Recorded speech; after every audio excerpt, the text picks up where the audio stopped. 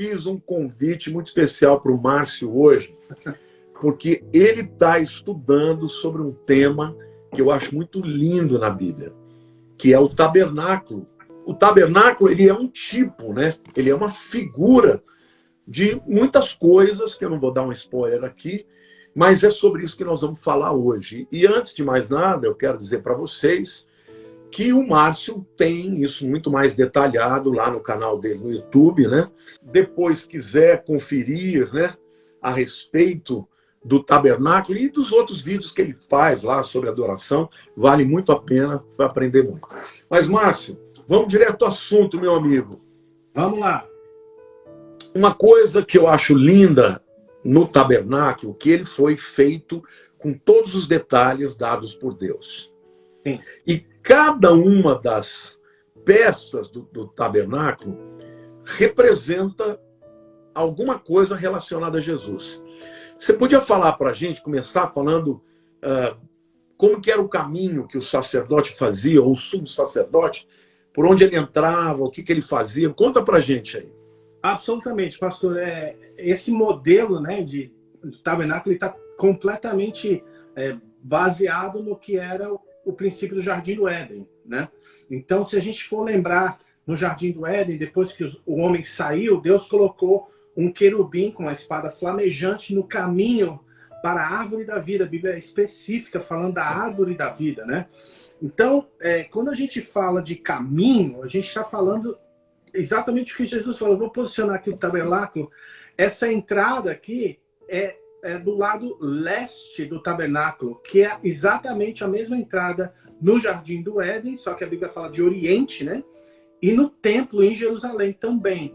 Então, o sumo sacerdote, obviamente, o caminho dele era chegar até a Arca da Aliança, que ficava aqui no fundo, que era o lugar mais íntimo do tabernáculo, onde ali ele oferecia e recebia a palavra do Senhor. Isso tudo, cada detalhe é tipificado na pessoa de Jesus, exatamente. Então, por exemplo, nesse caso, a gente percebe que a religiosidade em Israel, ela era excludente, né?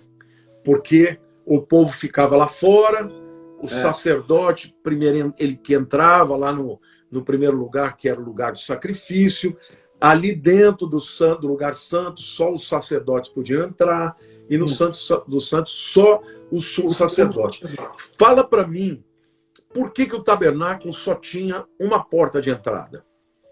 Porque só tinha uma forma de entrar na presença de Deus, né? Jesus mesmo falou, eu sou o caminho, a verdade e a vida. Ninguém chega ao Pai senão por mim.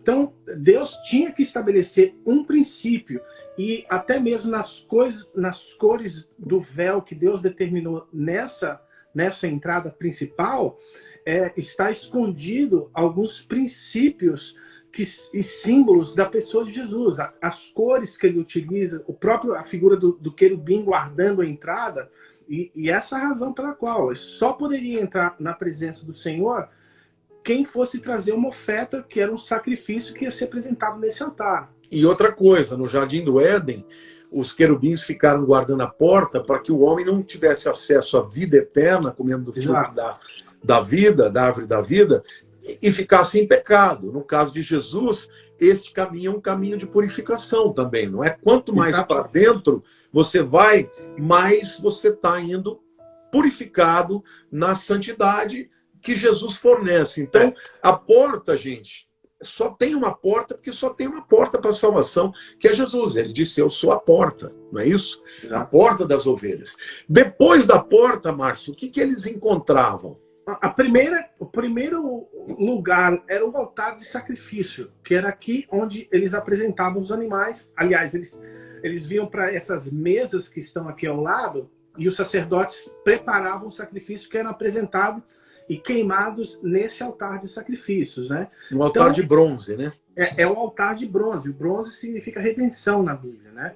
Então, é interessante que, da mesma forma que a primeira coisa que as pessoas viam era um altar de sacrifício, um lugar da morte, hoje a primeira coisa que a gente tem que ver quando entra na igreja, na presença do Senhor, é Jesus, né? E ele está representado nesse altar também, que ele foi o sacrifício que foi colocado no altar em nosso favor para a remissão dos nossos pecados. Não, e essa era uma experiência com todos os sentidos. Por quê? Porque eles sentiam o cheiro do sacrifício quando ele era queimado, eles tinham a visão, eles ouviam o cordeirinho sendo morto, porque quem trazia o sacrifício era a pessoa que ia lá para ter os seus pecados perdoados. Ele trazia um sacrifício perfeito, dava na mão do sacerdote, o sacerdote degolava e depois queimava lá no altar. Então era uma experiência com todos os sentidos, né? Eles tocavam no cordeiro, tá? Então todos os sentidos, visão, olfato, audição, não é isso? E até as orações que eram feitas eles repetiam. E aí então ali o altar de bronze representa a morte de Jesus, não é isso? Representa a morte de Jesus, exatamente, sem dúvida. É aqui que o cordeiro era imolado, né? Apresentado a Deus. Eu gosto dessa a Bíblia sempre coloca sobre uma oferta, né? E o que eu acho interessante, se a gente voltar lá no Gênesis, quando Deus realizou o primeiro sacrifício dentro do Éden, né? E apresentou ao homem as vestes que ele se vestiu, né? E teve que matar o animal primeiro, né? Exatamente. O senhor, como um profundo conhecedor do hebraico, sabe que essa palavra sacrifício, ela representa, ela significa uma oferta de aproximação. Ou seja, Deus ofereceu ao homem uma oferta de aproximação a ele, quando ele entregou aquelas peles ao homem e o homem aceitou. Então, é uma figura muito bonita de você saber que logo na entrada, esse homem trazia exatamente o que Deus pedia a ele. Não existe nem um caminho para Deus que não passe pelo sacrifício de Jesus. Exatamente. Quer dizer, não são as boas obras, não é você cantar bonito. Não. Se o sangue de Jesus não for aplicado na sua vida, não tem jeito. Amém. É a mesma coisa lá no Êxodo, né? Mesma coisa no Êxodo. Sem o sangue do Cordeiro nas portas, não haveria salvação e os primogênitos morreriam, né? Exatamente. Não tem atalho, né? Não dá para passar por debaixo aqui, pular a cerca, não tinha jeito. Tinha que ser. Ou seja, a porta é Jesus. A porta é Jesus, o caminho e é Jesus. O sacrifício, logo em seguida. O sacrifício é Jesus. E depois do sacrifício? A próxima etapa, obviamente, é a pia, onde eles colocavam a água, né? E ali eles se lavavam, se purificavam no ritual antes de entrar no lugar santo. Que, obviamente, essa água ela simboliza a palavra do Senhor que nos purifica, né? Que nos lava, a Bíblia fala da lavagem da palavra, né? Que o marido deve amar a esposa, purificando-a pela lavagem da palavra. Então, é a Bíblia. Quer dizer, depois do crente entrar pelo caminho, aceitar Jesus, o sacrifício de Jesus é que perdoa os seus pecados, mas em seguida ele precisa da Bíblia, né? Para poder continuar crescendo. Exatamente. E é interessante que essa pia ela provia também o reflexo do sacerdote na água, né? E a Bíblia fala que a palavra ela revela quem nós somos. Ele é um espelho, né?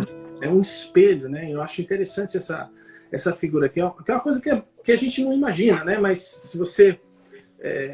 eu fico olhando essa maquetezinha aqui várias vezes quando eu estou filmando, quando eu estou preparando a filmagem, eu fico imaginando o que seria essa experiência de entrar ali. Obviamente que hoje a experiência de experimentar o Espírito Santo de Deus, a água também ela simboliza o Espírito Santo de Deus, ela é muito mais forte, como assim dizer, né? É mais forte, esse talvez seja o tema, mas não deixa de ser uma forma maravilhosa que Deus deu. Eu gosto muito daquela passagem de Hebreus, capítulo 9, versículo 5, onde fala que esse tabernáculo é uma figura e sombra das coisas celestiais, né? Eu acho muito lindo isso, porque a sombra, ela é uma pequena demonstração do que é o céu, né? Eu gosto de usar essa ilustração da minha mão. Eu estou com a luz aqui em cima e tem uma sombra aqui embaixo da minha mão. A sombra ela é 2D, mas a minha mão é 3D. Então, a sombra, ela não vê que, por exemplo, eu tenho uma textura, que eu tenho uma cor.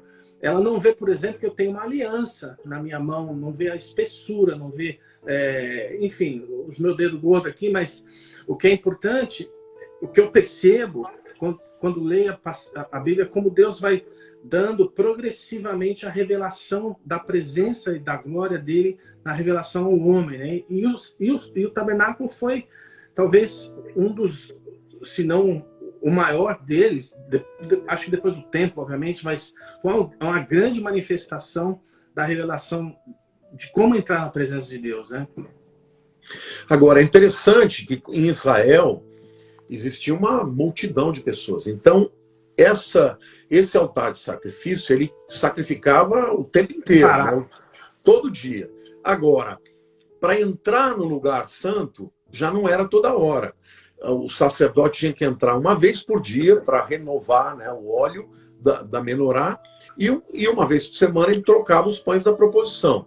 Sim. Então, o que eu queria perguntar para você é o seguinte: quando ele entrava no lugar santo, do lado esquerdo tinha o candelabro e do lado direito tinha a mesa dos pães da proposição. Você podia explicar para a gente o que esses dois elementos aí do tabernáculo significam para a gente? Com prazer. Eu acho muito interessante como Deus fez a revelação e a ordem que Deus fez a revelação no tabernáculo, né? Ele começou, obviamente, com a Arca da Aliança. Depois ele fez com a mesa dos pães. Depois foi de dentro para fora. Foi de dentro para fora. Depois ele falou da menorá. E o interessante é que ele simplesmente desconsiderou e não falou do altar da adoração, do altar do incenso, né, que a gente chama. Ele foi falando do tabernáculo, fala das cortinas, aí fala do altar, fala da pia, fala do altar, fala da roupa do sumo sacerdote. E por último, ele fala do altar. E por que isso? Eu fiquei por muito tempo, pastor, eu fiquei me perguntando e orando, Senhor, mas por que você tem que me falar esse segredo? E até que eu tive paz no entendimento, obviamente estudando a palavra, porque a mesa, ela é um local de comunhão, é um local de encontro. Você vê quantas passagens na Bíblia tem essa figura, né? Davi mesmo falou, prepara-se uma mesa na presença dos meus inimigos, né? E unge a minha cabeça com óleo. E eu sempre fui falando no meu coração, porque a primeira coisa que eu quero com o homem é a comunhão. Ele não está interessado nos ritos espirituais, nos ritos religiosos. Não, ele está interessado na comunhão. A mesa, ele era feito de madeira e de ouro, assim como a arca, madeira de ouro, né? Que fala da humanidade de Cristo, né? A madeira de acácia fala da humanidade. E o ouro fala da divindade. Da deidade. Então, o que eu acho bonito, e a última peça antes da mesa dos pães é o propiciatório, aquela parte de cima da arca, a tampa da arca, que é de ouro maciço. Ouro maciço a gente sabe que representa a divindade, é Deus, né? Então, e é no único local no tabernáculo que fala de uma. Você sabe que no inglês essa peça não é propiciatório, é mercy seat. É mercy seat, ou seja, é um assento de misericórdia. E quem é que senta no local da misericórdia? É o próprio Senhor. Então eu acho muito lindo, de um lado senta o Senhor, Cristo na sua frente, com os pães lhe provendo o alimento para ser o sustento espiritual da nossa vida, também representado em Jesus, porque ele falou que eu sou o pão da vida, né? E do outro lado, quem é? É o inimigo do Senhor. Quem é o inimigo do Senhor? É aquele que ainda não conhece o Senhor. Mas aqui, obviamente, o sacerdote, ele é uma figura daquele que é redimido pelo Senhor. Então, o que Deus quer com isso, no meu entendimento, é que a primeira coisa que ele quer conosco é o nosso coração, é a nossa comunhão, através da palavra dele que é representada no candelabro. O candelabro é a pessoa de Jesus, porque é feito exclusivamente de ouro maciço, tem os sete braços. As 7 braços, que sendo que um deles é o central, que dá o apoio para os outros 6 que saem do lado, que 6 a gente sabe que é o número do homem, o 7 é a perfeição de Deus, né? Então a gente vê ali a representação do próprio Jesus que dá a luz ao mundo, né?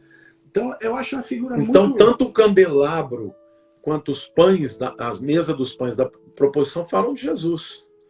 Jesus que é a luz do mundo, e Jesus que é o pão da vida, né? O candelabro que fica à esquerda de quem entra é a luz do mundo. Exatamente. E à direita, a mesa do pães da proposição, Jesus é o pão da vida. E o fato de que o óleo tinha que estar, né, sendo combustível para aquela iluminação, significa que a luz que Jesus brilhou não foi em si mesmo, mas foi pelo Espírito Santo, porque ele não fez nada a não ser pelo poder do Espírito Santo, porque enquanto ele estava na Terra, ele estava absolutamente esvaziado de todos os atributos da divindade. Não da divindade, mas dos atributos, do poder e tudo mais. Então a luz de Jesus, que ele brilhou, foi a luz através do Espírito Santo, que é o óleo, né? Amém. E luz é tão presente, né, nos evangelhos, e quantas vezes Jesus... Eu gosto muito daquela passagem de João, capítulo 8, quando ele está no templo, né? A Bíblia fala que ele estava na área do gasofilácio. E quem estuda o templo, quem conhece ali a área do templo, sabe que ali tinha aquelas tochas gigantescas que eram acesas, né? E Jesus fala ali para a multidão: eu sou a luz do mundo, querendo dizer, aquela luz que vocês estão vendo ali, sou eu. Quem me segue, né, não andará em trevas. E eu acho muito linda essa passagem. Agora, ô Márcio, e o altar de incenso? O que ele representa? O altar de incenso, ele também é o local, ele também vai representar a Cristo, né? Porque mas Cristo como o quê? Como sumo sacerdote, né? Como intercessor por nós. O intercessor por nós. Hebreus é um livro maravilhoso, que fala que Jesus é o sumo sacerdote que entrou eternamente se apresentando perante o Senhor em nosso favor, né? Então o altar do incenso, ele é muito significativo por essa razão. E o que eu acho interessante, pastor, óbvio que eu deixei aberto aqui propositalmente, né? Mas a gente sabe que isso aqui era fechado. Aqui tinha as cortinas por cima, né? Eu acho muito interessante o fato de Deus ter fechado, ter lacrado essa área aqui, né? Porque primeiro não entrava luz de lugar nenhum, a não ser do candelabro. E depois é uma experiência única, né? O povão não entrava aqui. Isso diz pra gente de como Deus quer ter comunhão individual. Né? Aquele negócio de você ter a sua... Mas pera lá. Antes disso, vamos lá. Na época em que Jesus não tinha morrido, na época que funcionava o tabernáculo, as pessoas não tinham acesso a Deus. Elas precisavam de um sacerdote e de um sumo sacerdote. Sim. Mas quando Jesus morreu, esse véu aí que separa o lugar santo do lugar santíssimo, ele foi rasgado. Sim. A ponto das pessoas que estavam lá fora enxergar os santos dos santos. Sim. E aí a Bíblia diz que foi aberto um novo e vivo caminho pelo seu sangue, através do véu que é o seu corpo. Então o véu que se rasgou fala do corpo de Jesus que foi rasgado. Então o corpo de Jesus tendo sido rasgado, então por isso que eu falei, a comunhão individual, ela só existe depois que Jesus morreu. E esse véu já não existe mais, porque antes nem eu, nem você, nem ninguém podia entrar, só o sumo sacerdote uma vez por ano. Concordo. Sem dúvida. Antes disso, hoje, todos nós somos sacerdotes. Isso significa que todos nós podemos entrar na presença de Deus. Exato, exatamente, tem toda a razão. Eu falei nesse sentido pensando já na época atual, né? Sim, exato. A figura, mas pensando na época atual. Eu gosto muito desse momento, dessa ideia de intimidade com Deus que existia aqui. Agora uma pergunta, Márcio. É uma pergunta, na verdade eu tenho a resposta, mas eu queria saber se você já pensou nisso. Vamos lá. Fora do tabernáculo, quem iluminava era o sol. Sim. Tá bom? Então, a Bíblia fala de uma revelação geral. Você olha para a natureza, você vê a glória de Deus. Os céus anunciam a glória de Deus e o firmamento as obras das suas mãos. Não é isso que diz o Salmo? Então isso fala da revelação que até o ímpio consegue ter. É a luz natural. Quando você entrava no lugar santo, como você bem disse, A única luz que entrava ali era do candelabro, não entrava mais a luz do sol. Isso fala de um segundo nível de revelação, que é a revelação da palavra. Não é tremendo isso? Oh, yes. Mas e no Santos dos Santos? No Santos dos Santos não tinha candelabro. E era igualmente hermético e fechado. Como é que o sacerdote, o sumo sacerdote, se achava lá dentro? Essa é uma excelente pergunta. Essa é uma excelente pergunta, mestre. Esse é o terceiro nível de revelação, porque a luz dos Santos dos Santos era a luz da Shekinah, da glória de Deus.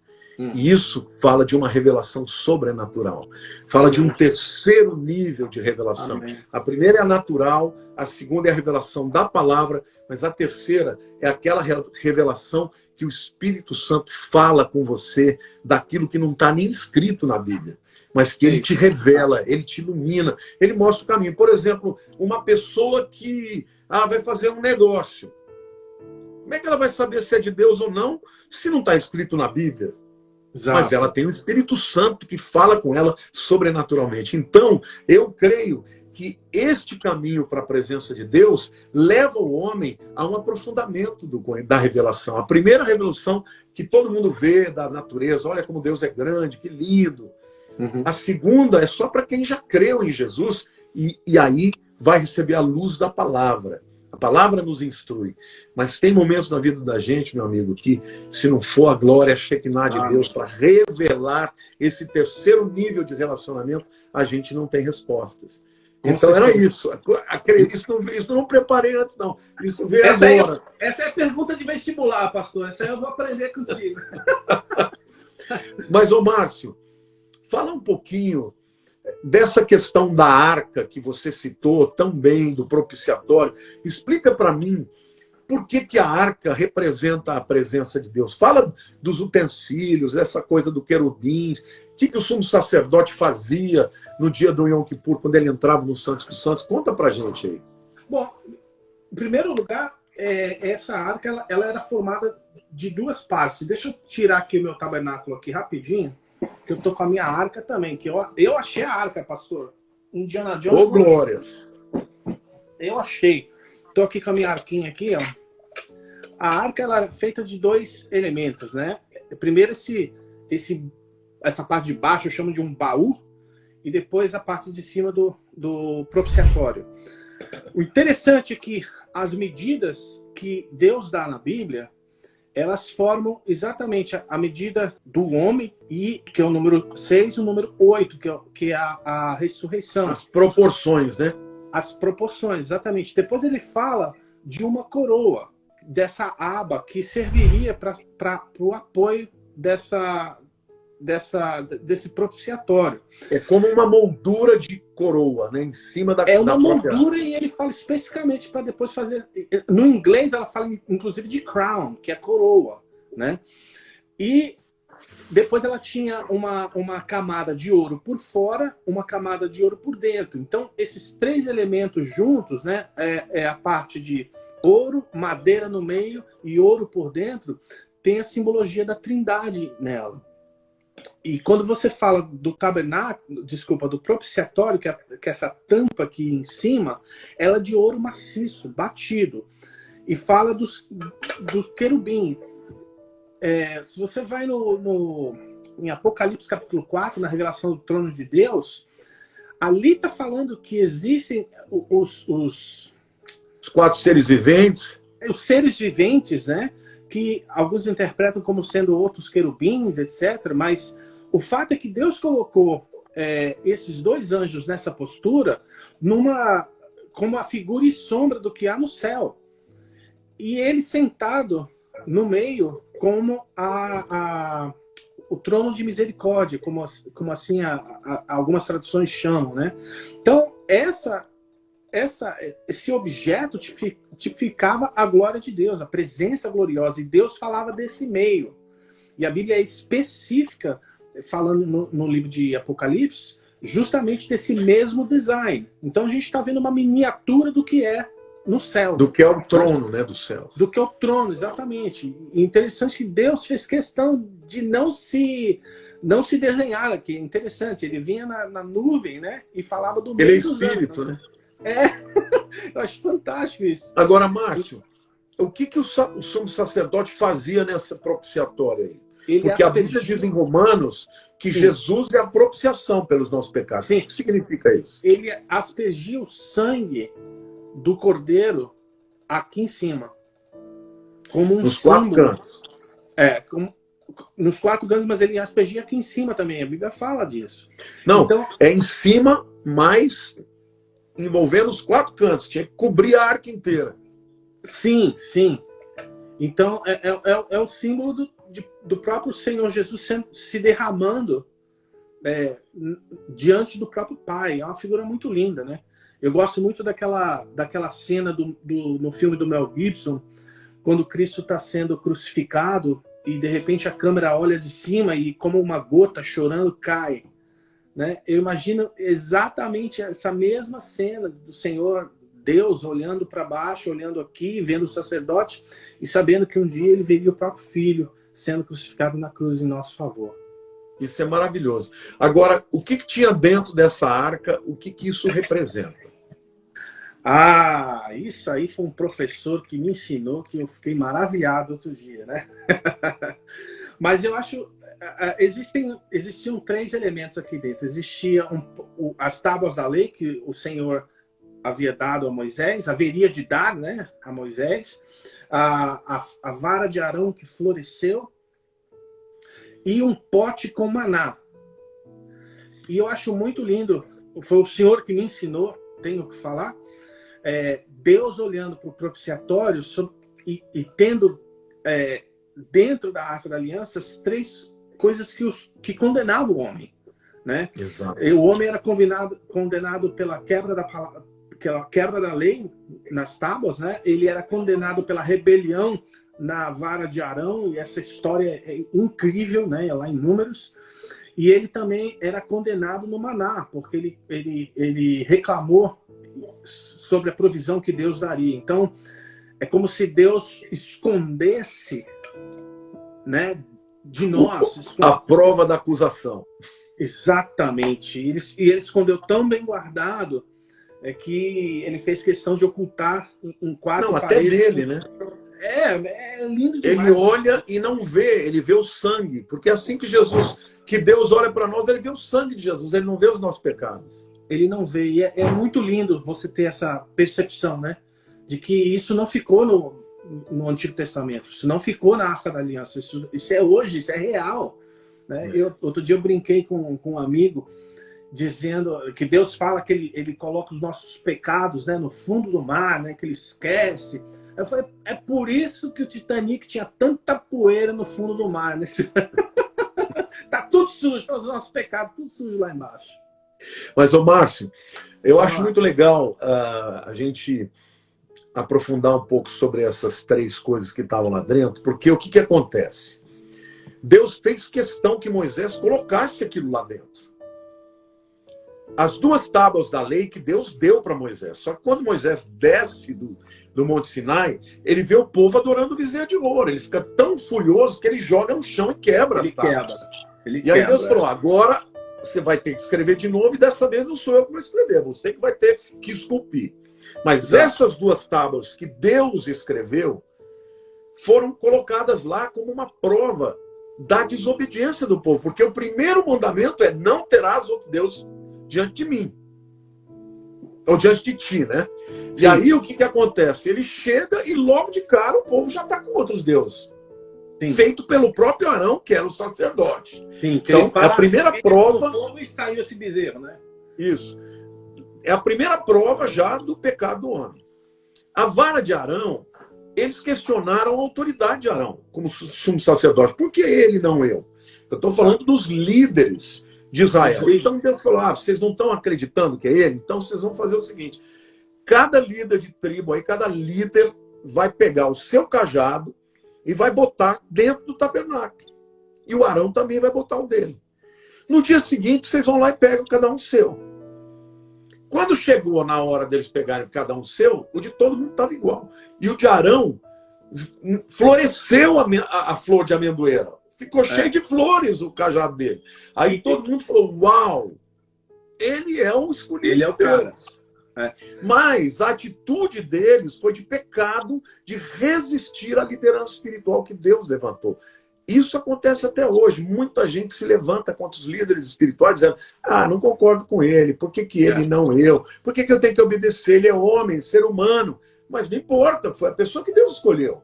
Exatamente. E a prova disso é que a vara floresceu. Mas Deus falou, eu quero que isso aí fique lá na arca também, porque isso é uma outra prova contra vocês. E o terceiro, que era a provisão maravilhosa de Deus, que é o maná, eles chamaram de pão vil. Ou seja, foram 3 pecados. Pecados contra a lei de Deus, pecado contra a liderança que Deus escolheu e contra a provisão de Deus. Isso eram provas contra o homem, para a condenação do homem. Aí Deus manda fazer uma arca, coloca lá dentro, o propiciatório representa Jesus, o sangue sobre ele é o sangue de Jesus, e quando Deus olha, ele não vê aquilo. Ele vê o sangue. É por isso que a Bíblia fala que o amor cobre multidão de pecados. Aquilo era uma figura. Mas quando Jesus vem, o sangue de Jesus não cobre, ele destrói os pecados. Porque o sangue de touros e de ovelhas e de bodes não destrói os pecados. Tanto é que todo ano eles tinham que renovar os sacrifícios no dia do Yom Kippur. Mas o sangue de Jesus não, uma vez para sempre, como diz o livro de Hebreus, né? Ele nos protege e nos perdoa de todos os pecados.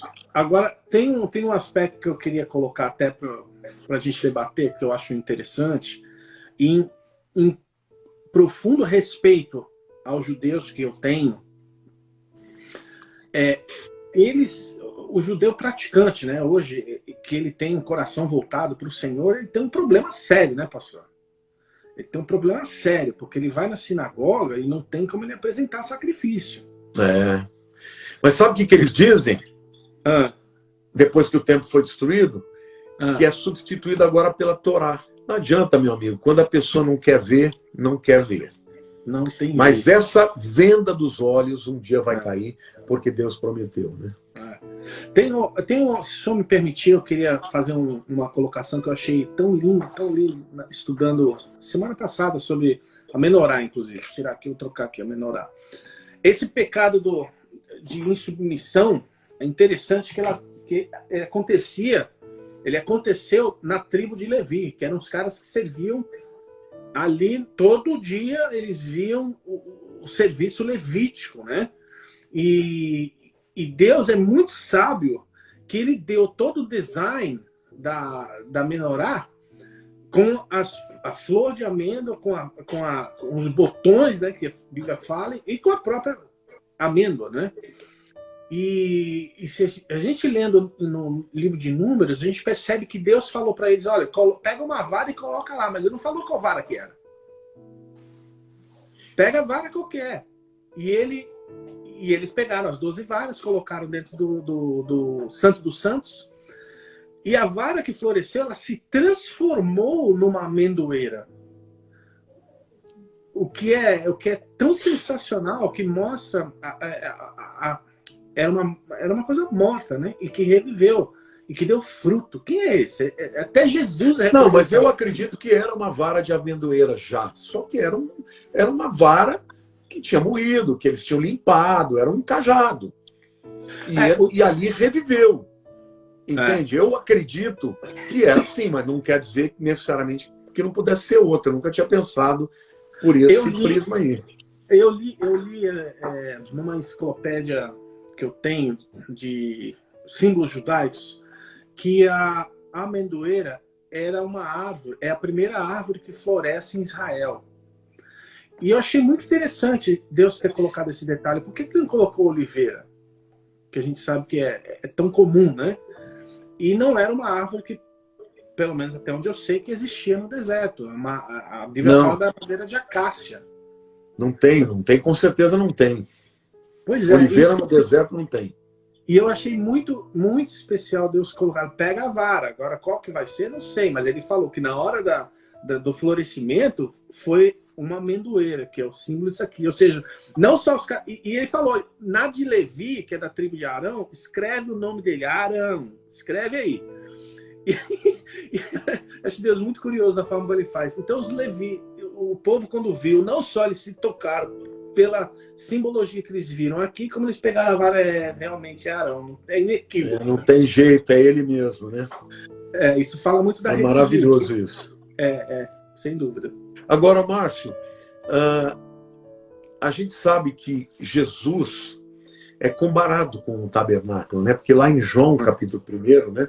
Fala, no princípio era o verbo, e o verbo estava com Deus, e o verbo era Deus, e o verbo habitou entre nós. Esta palavra habitou é o que? Tabernáculo. Tabernáculo, Então isso é uma prova que as próprias escrituras, o próprio apóstolo João deixa claro que o tabernáculo era uma figura, era uma sombra de Jesus. Porque o tabernáculo era a habitação de Deus entre os homens. E quem é o Deus entre os homens que habitou entre nós? É Jesus. Exatamente. E é interessante que ele continua essa mesma passagem falando que João, né, Batista, vinha testemunhar a respeito da luz. Ele não era luz. A luz viria... Não era luz, mas veio para que testemunhasse da luz. Novamente, a verdadeira luz que ilumina todo homem. É maravilhoso esse texto. Exatamente. Mas, mais uma vez, ele colocando um elemento do tabernáculo ali para todo judeu entender. Mas sabe uma coisa que eu acho linda? Depois, quando evoluiu para o templo ele tinha as mesmas proporções e tudo que tinha no tabernáculo, tá? Só que ele tinha uma barreira na parte dos gentios, chamada de barreira Soreg. Que estava escrito, inclusive, assim, proibido de passar daqui, e se você passar é por sua conta e risco. Ou seja, podia morrer, podia ter qualquer coisa. Do mesmo modo que no tabernáculo, se uma pessoa entrasse, um sumo sacerdote entrasse lá, não tivesse purificado, ele morria lá. Sim. Tinha aquela cordinha que puxava e tal. Sim. Mas quando Jesus... Então, os gentios ficavam fora. Depois dos gentios, só as mulheres e os homens podiam ficar no pátio das mulheres. Depois tinha aquela porta de Nicanor, né? Que entrava no pátio dos homens, só os homens podiam entrar, as mulheres já não podiam mais. E depois do pátio dos homens, tinha o lugar dos sacerdotes lá no altar, sacrifício. Depois os sacerdotes podiam entrar no lugar santo, e só o sumo sacerdote no Santo dos Santos. Ou seja, era uma religião de excludência. Cada vez mais ia ficando gente para fora, ia diminuindo o número de pessoas que entravam, até chegar num lugar em que um homem podia entrar uma vez por ano. Quando Jesus morreu, o véu foi rasgado, isso tudo acabou. Agora pode entrar gentil, judeu, pecador, velho, jovem, de todas as tribos, línguas e nações. É maravilhoso isso, né? Amém. Sem dúvida. E, pastor, tem uma experiência que eu passei que para mim foi muito marcante. Eu tenho uma história de amor com o tabernáculo desde do início da minha conversão. E eu acho que, pelo fato de eu gostar de louvor e adoração e tocar, meu pastor sempre me pediu para ministrar louvor, acabou que eu estudei muito esse tema e acabei trabalhando com isso. Eu vim para os Estados Unidos trabalhando, fazendo a Bíblia, como o senhor sabe. Para quem não sabe, aquele programa Glow e também Illumina, aquele programa espetacular. O Márcio foi um dos desenvolvedores, foi lá para Israel, tirou foto de tudo quanto é lugar, até dentro do Domo da Rocha, né? Você tem aquela foto lá. Era exatamente isso que eu ia falar. O meu sonho era ir para Israel. E Deus, quando quer presentear a gente, ele não faz coisa à toa, né? Ele não faz coisa simples, né? E ele me mandou para Israel numa equipe onde nós estaríamos filmando um documentário sobre a vida de Jesus, né? Então eu era responsável para tirar foto 3D, que é aquela foto que varre o ambiente assim, né? E depois a gente conecta numa experiência virtual que você pode olhar, etc. E quando a gente foi lá para Israel, a gente conseguiu a permissão de ir ali no Domo da Rocha, que era específico só para muçulmanos. Naquela época não estava aberto nem para turismo, né? E entramos dentro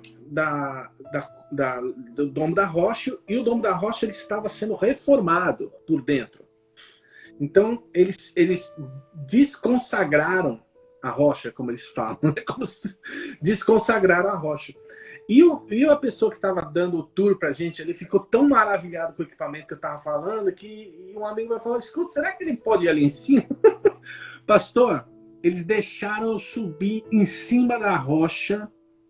Tá? Gente, a rocha que Isaac teria sido oferecido, e os muçulmanos acham que foi Ismael. Não só isso. Eles o lugar dos Santos dos Santos, né? Deixaram subir em cima da rocha para fazer aquela foto virtual. Então, quando eu subi na rocha, eu estava carregando uma máquina super pesada numa mão, a outra na outra. Eu tropecei naquela máquina. Foi computador para um lado, foi a máquina para o outro, o Márcio para o outro. E quando eu levantei, eu estava com o rosto na pedra assim, tinha um pedaço da pedra que estava quebrado, pastor. Adivinha o que eu fiz? Você trouxe? Trouxe um pedaço da pedra no meu bolso. Tá de brincadeira. Não, senhor. Essa aqui, ó, pedaço da rocha sagrada. Botei essa eu não sabia. E tinha 2 guardas com metralhadora olhando assim. Eu tremia, pastor, eu tremia. Aí, o que foi engraçado é o seguinte. Em 2 Reis, capítulo 8, se não me falha a memória, acho que você lembra quando Salomão traz a inauguração do templo, tem aquela festa tremenda, eles trazem a arca, né? E a Bíblia diz que a arca foi colocada no seu lugar, tá? Então tem a marca, né? Tem, pastor. Salomão ele cavou na arca, cavou no topo da rocha, ele cavou um platô. E o meu objetivo era tirar a foto do platô, né? E na hora que você tá lá, aquele nervosinho, os 2 guardas assim, com a metralhadora, cadê que eu achava o platô? Cadê eu achava o platô, pastor? Aí eu falei, Senhor, me ilumina aqui agora, em nome de Jesus. Eu botei a máquina assim, a máquina girou, fez aquela foto. E eu me escondi, para que eu não saísse na foto, me escondi num lugar ali. De repente, quando eu subo de novo para a rocha, pastor, eu vi aquele platô. Eu olhei, os guardas não estavam me olhando. Eu fui até aquele platô, levantei a mão para o céu, comecei a glorificar a Deus com a mão para o céu ali. E foi uma experiência inesquecível na minha vida. Inesquecível. E o interessante é que no dia seguinte, eu estava numa livraria e achei um livro, está até aqui em algum lugar, do Lynn Rittmeyer, que é um dos maiores arqueólogos do mundo, sobre ali o Monte do Templo. E eu comprei o livro chamado The Quest e achei o mesmo local. Ele fez aqui ficava a Arca da Aliança, que foi o mesmo local que eu pisei, né? Mais tarde eu fui, ele acabou sendo contratado para trabalhar conosco. E eu trabalhei com ele durante uns 2 anos, quase 3 anos. E quando ele soube dessa experiência que eu subi na rocha, ele ficou muito bravo. Ele falou, menino, como é que você vai a primeira vez em Israel e você sobe no lugar que eu espero há 35 anos? Mas eu tirei uma foto desse local e dei para ele, ele acabou publicando num livro dele. E fez lá a menção lá. E coisas que Deus prepara são inesquecíveis. Né? Mas, Márcio, que prazer. Quero te agradecer imensamente. Nós vamos ter que terminar, porque hoje eu tenho ainda uma outra live. Mas foi maravilhoso. Eu quero dizer para todo mundo que ainda não se inscreveu no canal do Márcio, tanto no Instagram, Márcio Tex, Márcio Teixeira é Márcio Tex, e também no YouTube dele, lá tem tudo isso que a gente falou com muito mais profundidade. Que Deus te abençoe, que abençoe a Carol, sua família. Obrigado. Foi maravilhoso. Eu vou gravar, vou subir tanto no meu Instagram, para você poder compartilhar, quanto também no feed, para que vocês possam compartilhar com as pessoas. Quero pedir para você ir lá naquela setinha e compartilhar para que o maior número de pessoas possa ver, em nome de Jesus. Valeu, Márcio. Pastor, antes da gente ir, eu gostaria de te agradecer. Você é uma bênção na minha vida, além da nossa amizade. Você me ensina muito a Bíblia e quero te agradecer porque você pelo convite, novamente, por estar aqui junto com você. Quero agradecer também a um monte de gente, amigos que me dão uma super força, que vibram por estar aqui. Eles sei que eles estão aí ao vivo. Mandar um beijo para minha mãe, que ela está me assistindo. Ei, que legal. Não vejo a hora de vocês estarem aqui para a gente poder ter comunhão e estar aqui junto aprendendo Só mais. o Trump deixar, a gente vai. Ah, rapaz, tá complicado, mas Deus assim permitirá. Deus te abençoe. Manda um beijão para Lilian. Amém, querido. Um beijão nos netos e que aquela igreja continue sendo uma luz nesse país. Amém. Através da sua vida, que eu sei que é um homem tremendo usado por Deus aí, tá bom? Obrigado, querido. Um abraço e nos vemos em breve. Deus quiser. Um beijão para vocês.